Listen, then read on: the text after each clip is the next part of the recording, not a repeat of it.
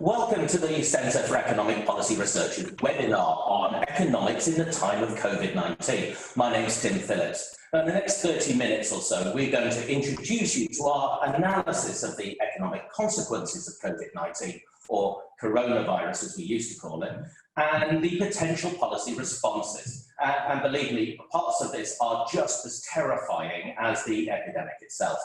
This webinar is a companion to a really remarkable piece of publishing, which is the CEPR's eBook, also called Economics in the Time of COVID-19, which is launched today, 7th of March. Now, why is this so remarkable? Well, because it brings together some of the most authoritative economists who between them have decades of experience managing global economies and the crises that befall them. But what is truly surprising is the speed at which we put this together. In a world where academic publishing cycles are often measured in years, the publication we put together took less than a week. Now, there are many authors to thank, but I'm sure many of them will be name-checked by our two guests today, who join us from Switzerland. Now, first of all, the CEPR President, Professor of International Economics at the Graduate Institute of Geneva, and also a Distinguished Fellow at INSEAD Emerging Markets Institute, Beatrice de Mauro. Hello. Hi, Tim. And also Richard Baldwin's here as well. He's the president of he is a professor of international economics at the Graduate Institute too, and he's also the founder and editor of VoxEU. Nice to be here. Now, first of all, let's set the scene, Beatrice. We have seen a lot of news coverage of this outbreak so far, but the economic impacts have really focused on stock markets and what's happening to them. We're saying that the economic impact is very much bigger than this, are we not? Yes, Tim, we definitely would say that the economic impact is much bigger. The stock market has somewhat belatedly realized that this coronavirus actually has much more impact than just the China shock or Asia shock, which was for a month or so it was considered. Interestingly enough, in China, stock markets had already been recovering, and so are the numbers in terms of new contagions, but now it is really hitting the world, and the realization that this is a demand and supply shock of a different kind than what has been seen in the past. And Richard, we've seen a lot of pandemics in the 20th century, quite a few in the 21st century as well. But what does epidemiology tell us about how the progress of this seems to be something different? Well, really, there's two things. On the medical side, it's about 10 times larger than the last big one we saw, which was SARS. About 10 years ago. And economically, it's really important that it's hitting the largest economies in the world.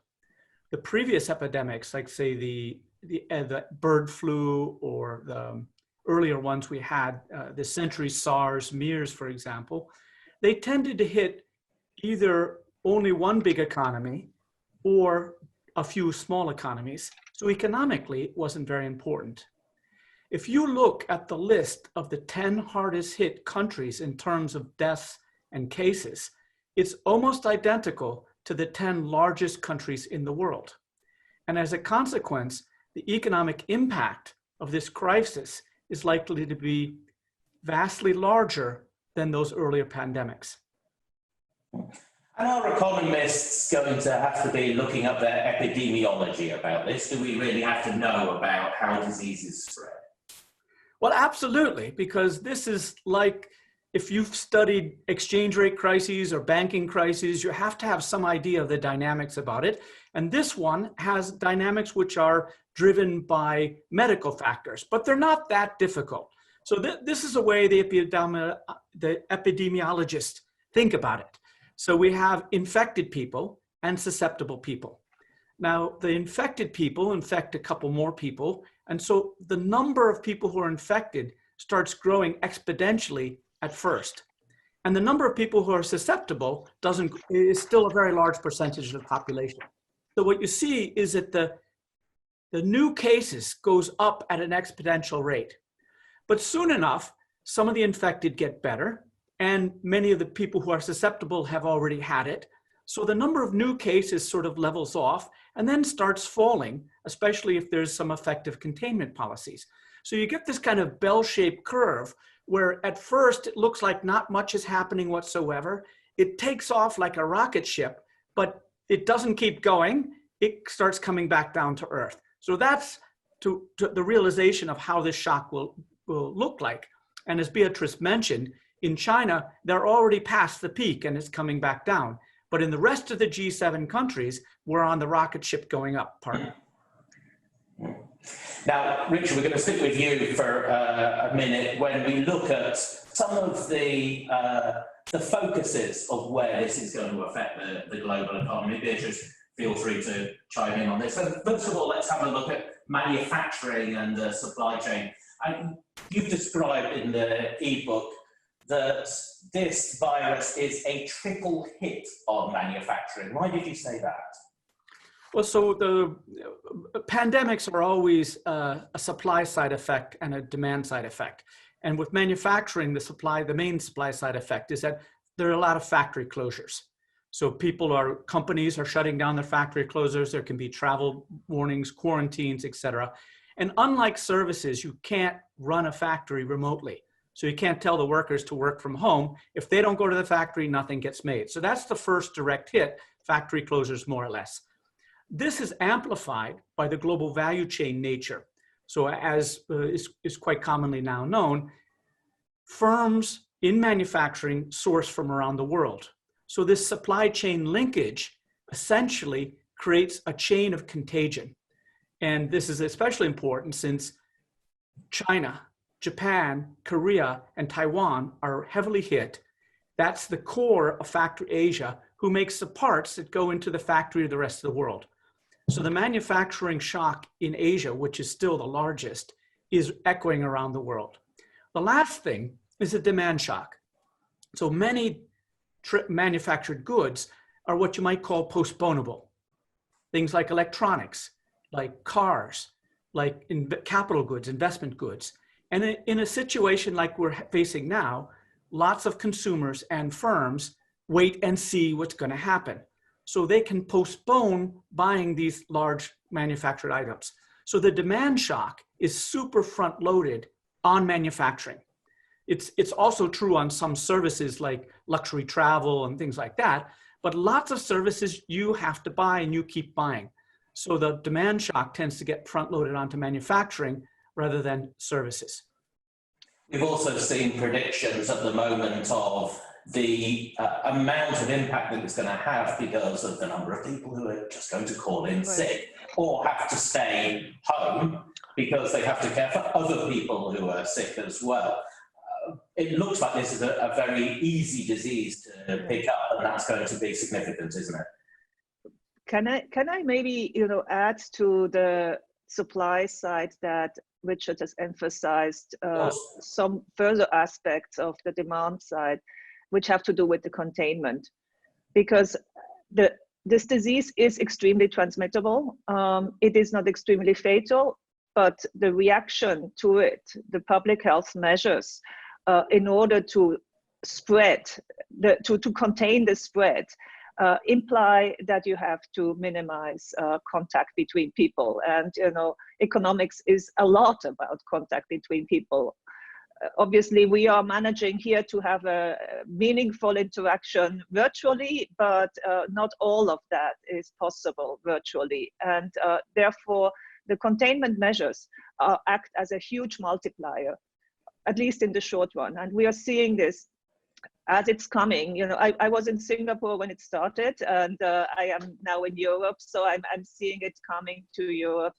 The containment measures, the restrictions on travels, companies saying that first it was only non-critical travel that should be contained or should be minimized. By now it's really basically most companies are saying that you should not travel unless you have special permission from management.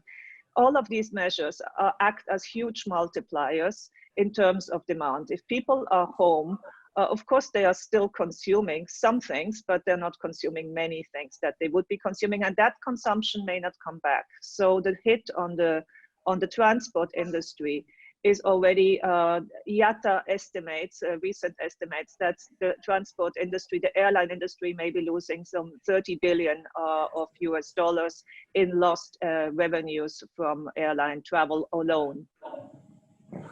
I mean, it certainly is good news for the companies who provide the sorts of systems that we're using today, even if it is terrible news for the travel industry, I think, isn't it? Now, Richard. Let me just jump in yes. one more time on that thing. Yes. So the interesting thing about this disease is we have no 21st century tools to combat it. Yeah. There's no vaccine, there's no cure. So the only thing we have are the 20th century tools, which is quarantines, travel bans, factory closures, and those have very important economic consequences. So although it may seem extreme to some people, this is the only thing we have to slow this thing down. And that is what's causing a lot of the economic consequences, as Beatrice said. And the reason why we need to slow it down, I think by now may be well known, but it is worth reminding that the reason why we want to be flattening the curve of contagion is that the capacities in the healthcare system are limited. If too many people arrive at the same time in the intensive care units, there will just not be enough. Whereas if this happens over a longer time, we have the possibility and the hope that there will be some kind of vaccine, and more importantly, even the medical care facilities will not be overwhelmed. This is why the first measure is to ban a large scale meetings of people, and this is something that is likely also to remain in place for longer than we think right now. Richard, you analysed the effect on international trade of the last global crisis that we had. Can you compare the impact on global trade that this one is likely to have? Well, it's too early to see data. The trade data is lagged by several months. But preliminary indications, especially with China, where it hit first, are that it is having a big effect on Chinese trade, although it's somewhat recovering already. So we do not know how big this will go. There's a lot of uncertainties about how big and how fast it will rise, especially in the United States, which is, after all, as a little bit bigger than China in terms of production and demand. So that's a big unknown. But the other thing is, it's the government reactions which are causing a lot of these shocks. And the governments are reacting in different ways and belatedly. So we don't yet know how big the shock is. But in any case, in the last global crisis, trade fell faster than income, way faster than income. And that was in the 2008 crisis because of Lehman's and the global crisis and all that. And it took 4 quarters to recover.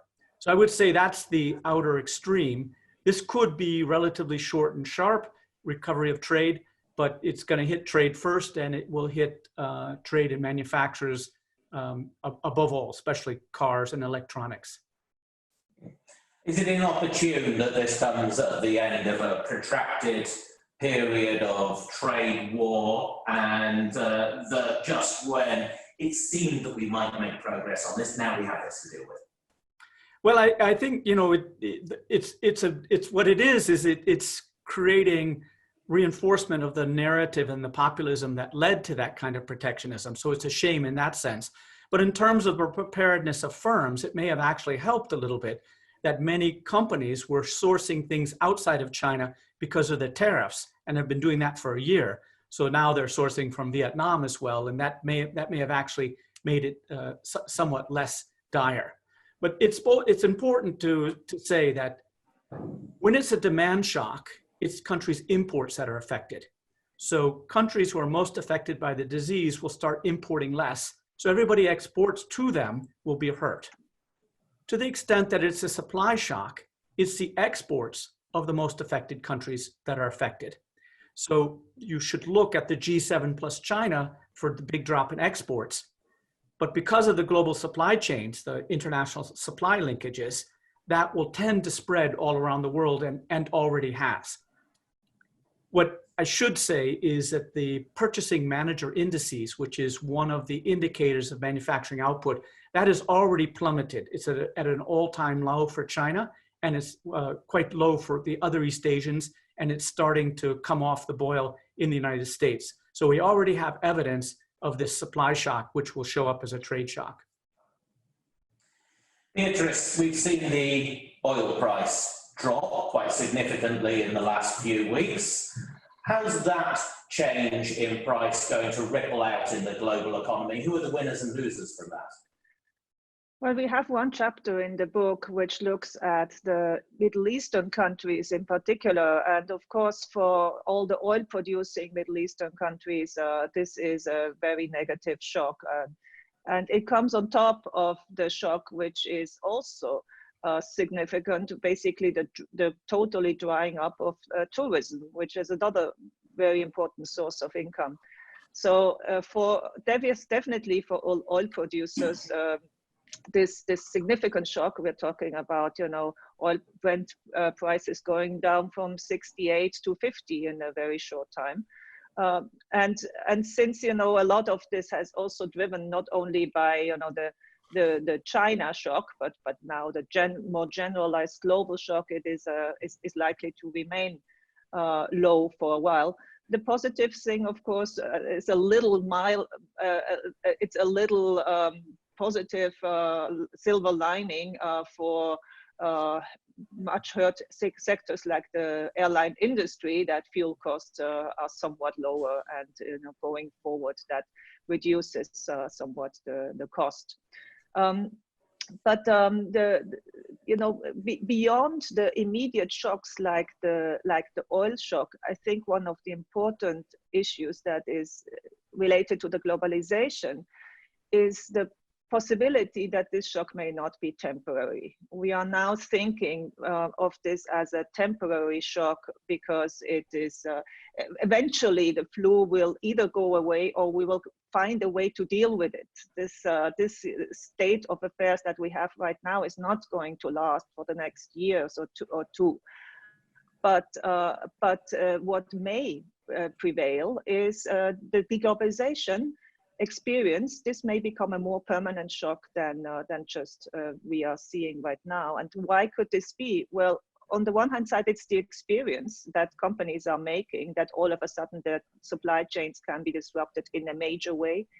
Whether that means relocating and reshoring home, it's not clear necessarily, but it may be one of the reactions.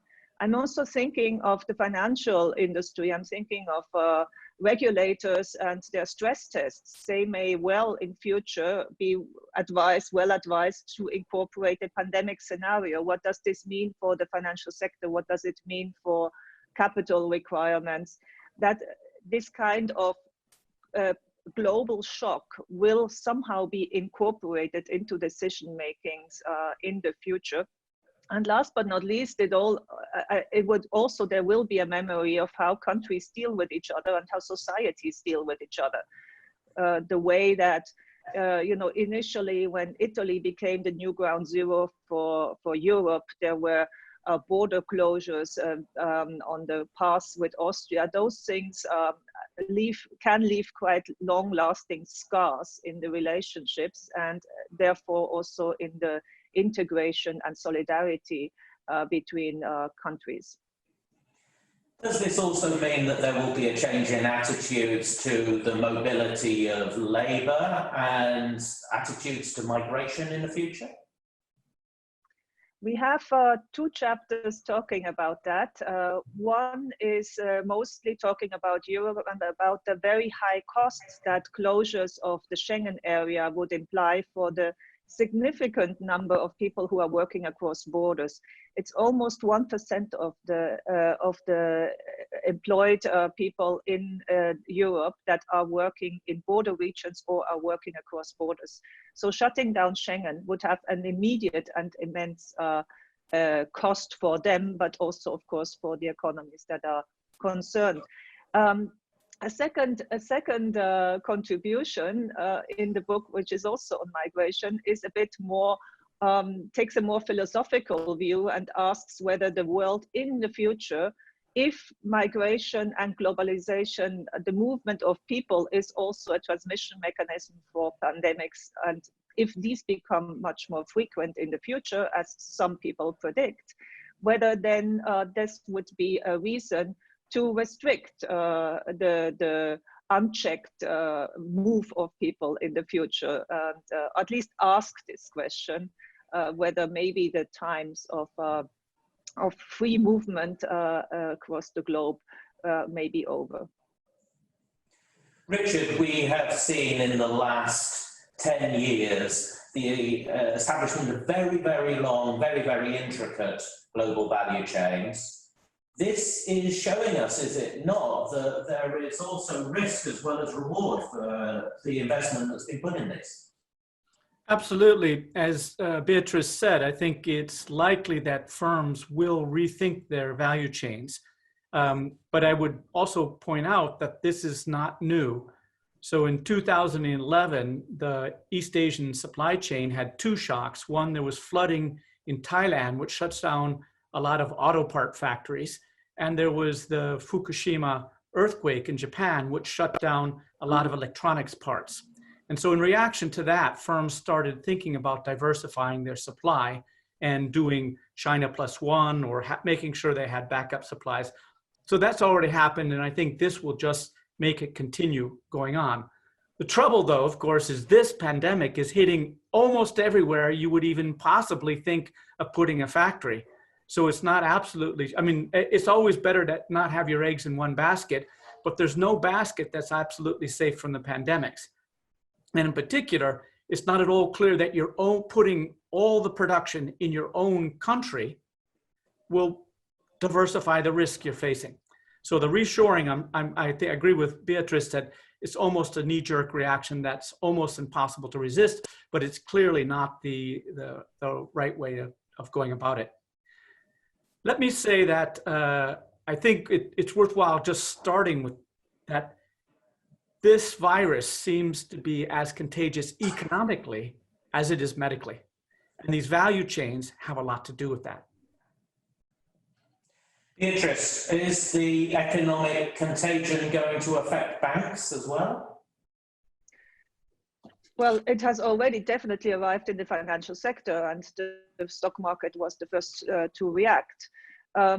Bank institutions and other financial institutions are, of course, also at risk, especially if there is a large-scale illiquidity. The small and medium-sized enterprise sector is here certainly the one that is most vulnerable. And we have seen increasing debt levels in this sector, especially in countries like the United States.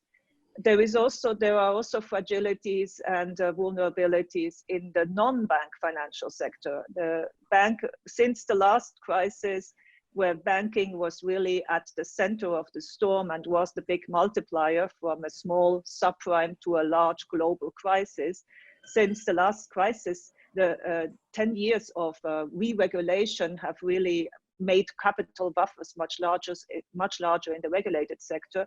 But we also see that there has been a move to the non-regulated sector, the search for yield in low interest rate times, and all of this has contributed to a lot of illiquid assets and possible vulnerabilities in the non-bank financial sector. So the Global Financial Stability Report of the IMF from last October really calls this out. And now, of course, all of this is coming under stress. And it's coming under stress from the real side, you know, the supply side and the liquidity, the possible liquidity crunches in households, firms that then translate into banks' balance sheets, but also from financial markets. Because what we also have to add is that there is the factor fear, and there is the factor of herding, and where people just, when they don't know how bad is it going to be for me and in my country, you know, the rational thing is to sort of flee, and therefore the impact on the financial sector can be large, but you know, central banks also are actually in a position to deal with that. So this is one area where I think we have much more instruments than in the medical area. The central banks as doctors have been very successful at keeping the patient's financial system alive many times. One thing in a crisis that really makes people sit up and take notice is when some organisation fails, where large companies, large firms, banks as well, fail. Might we be seeing this? We have already seen Flybe. It's been what tipped Flybe over the edge. Are there other vulnerable firms or banks at the moment for whom this virus might be the tipping point? It's hard to predict particular firms. There's clearly particular sectors. You know, the whole tourism and hospitality industry, for instance, in Switzerland, news today are already applying to the government for help. They are seeing liquidity problems everywhere and immediately. So, and that's of course not only one. That's just one example.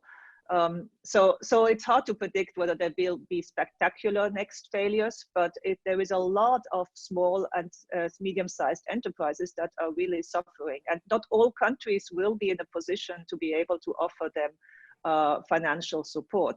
So there will be, yes, bankruptcy and insolvencies if this goes on for a while. So finally, let's have a look at the political and policy responses that can and should be made. Richard, what ammunition do governments have at the moment to offset these negative economic effects we've been talking about? Well, let me start by taking a big run. The basic goal of the government now should be to keep the lights on. Now, that basically means keeping the cash flowing. The way our economy works is you earn income, you spend it, that creates demand, which leads to jobs, and the whole system keeps turning over. If you interrupt that, if workers who are forced to stay home do not get paid, they will not buy, and the whole thing can go out of control. The Flybe is a classic example. They have lots of debt, lots of operating costs. People stopped taking the airlines. They had problems before, and they ran out of cash. So as a sudden stop of cash flow can cause lots of damage in the economy. One of our authors, John Cochran, who's a professor at Chicago Booth School, he has a great analogy. He says, shutting an economy down is not like turning off a light bulb. It's like shutting down a nuclear reaction. If it's not done carefully, it can lead to big problems.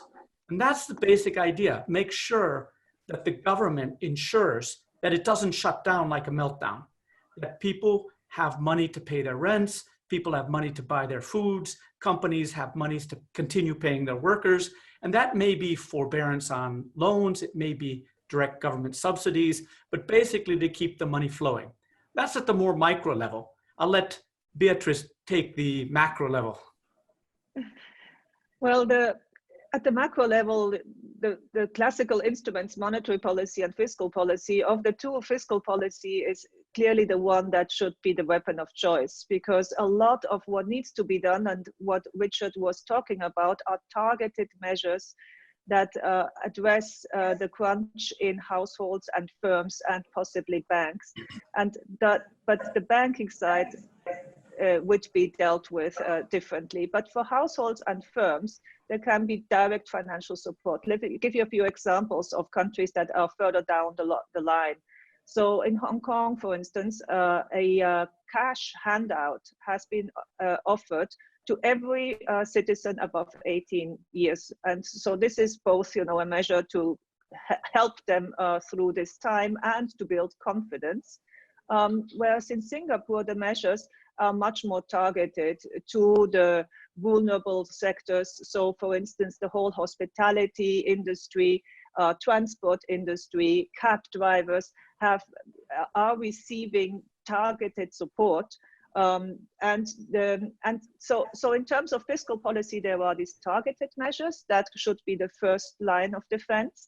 But then, you know, it's a generalized demand problem also. So a fiscal stimulus is the next frontier, and the fiscal stimulus should be coordinated internationally and at the European level.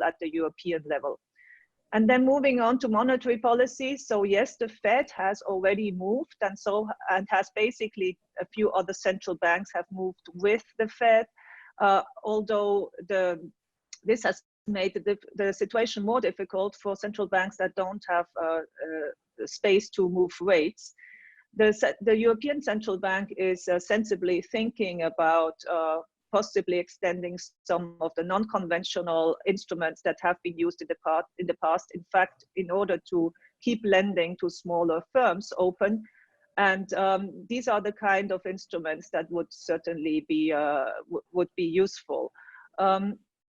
Again, at the level of monetary policy, when we are talking about effective action, it should be coordinated action, not individual action by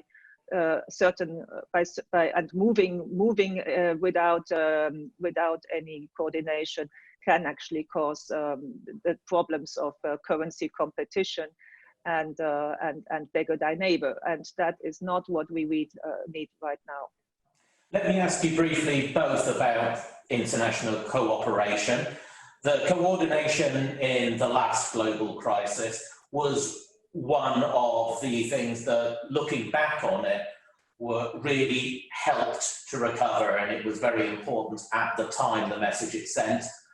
Politically, are we in that place where we can have global coordination now, Beatrice? Well, the G20 certainly had its high mark in that crisis of 10 years ago, and since then has not been so successful in achieving any coordinated action. Today, clearly, as we know, the mood for international and multilateral action is even, the appetite is even smaller. Where I would be very forceful and hopeful is that in Europe, this may be different. In fact, the European Union has often been forceful and built in situations of crisis. And this may be another one where coming together for some coordinated fiscal stimulus, as like 10 years ago, but also moving beyond that, I would suggest that this is a moment where there may be the need for expanding on some of the common instruments that the European Union has. There is, for instance, a small solidarity fund, which is mostly deployed for disasters, floods and earthquakes these days. But arguably, this epidemic is very much a natural disaster, and it will also be a common shock. So there is a very strong argument for the Europeans to come together and deal with this in a common fashion. Richard, what do you think? So I would agree very strongly with Beatrice that where we're going to see this cooperation happen, or at least possibly, is Europe. That it's already fairly amazing how little restrictions you've seen on travel and things like that in Europe, especially when it's quite clear that it was Italians basically spreading the disease around Europe, and you haven't seen this extreme reaction to them. So that's very good and very encouraging. I think people are also understanding that taking care of your health is a way of taking care of my health in a pandemic. So this is much less win-lose than it was before. So I think that's a nature of cooperation. Now, the real elephant in the room is Trump, of course, because Trump has very systematically torn down multilateral cooperation, even on this disease. So, for example, the WHO developed a testing kit for this as a consequence of the Chinese experience. And the Center for Disease Control in the United States did not use their tests, but developed their own test, which turned out to be faulty, which meant they had very little testing and it was all delayed. So it was exactly the getting away from the cooperation that's causing a lot of these problems. But Trump may not be in office forever. And if that changes, I think there will be a move to say, look, this is a common problem, and we as economists, or we as economic policymakers, might think about coming up with common plans like the medical officials have. So the WHO in Geneva is relatively effectively coordinating all around the world. And in preparation, they have all sorts of plans and coordinations and exchanging of information, et cetera. So hopefully this will be an inspiration for the world to come together, at least the whole world except one. Well, I also, if I may add, I think this is an opportunity for governments and leaders to rebuild some of the trust they may have lost with societies and the people around. Let me relate to Singapore on this experience. Singapore has been, at the forefront of this crisis, right? Out of Chinese New Year, already the first cases became known, and initially, like in other places, it was all being considered, imported cases, but very quickly it became clear that the virus had been circulating in the community for much longer. Because initially, of course, you test for the imported cases. You are testing for the people who have been in Italy and in Wuhan, but and not necessarily for others that have a cold. So how did Singapore deal with it? And by now we can say quite successfully, because the number of cases, although this has been like 5 weeks, is still only at 100, and there has so far been not one death. Well, it was very, not only forcefully, but also in a measured way and with a huge amount of communication from the leadership. So the Prime Minister was on TV all the time, was really also encouraging people to be respectful of each other, to be helpful of each other, not to run to get their toilet paper. The Singapore government provided a very small amount of masks for every household. So, saying that don't worry, you have a mask, but you know what? Don't wear it. Masks are there for those that may be spreading the germs, because if everybody wants to protect themselves, if all healthy people want to wear masks and you have to change them all the time, then there are not enough masks for healthy people in the world. That's a very clear, it's very simple. So masks should be there to protect the others. So it's out of respect for the others that you should be wearing a mask. You see, this kind of a social equilibrium is much more helpful and much more effective, really, than the other one where everybody is, just thinking of themselves. So it also helps to build trust. It requires trust, but it also helps to build trust. And that's where, as a silver lining, I could see a possibility for governments and leaders handling this crisis well might rebuild some trust in institutions. Well, on that hopeful and sensible note, then we will wrap up for today. Beatrice and Richard, thank you very much for your contributions. Thank you, Tim. And a reminder for everyone that's been watching this, the most important thing you can do right now is to go to VoxEU and download this book. It is, of course, a free download. The title is Economics in the Time of COVID-19. And also keep coming back to VoxEU, because I am sure as this crisis unfolds, there will be plenty more coverage from authoritative figures in the economics community who will be able to take a view on it that you wouldn't be able to find elsewhere. So from the Centre for Economic Policy Research, thank you for watching this, and goodbye.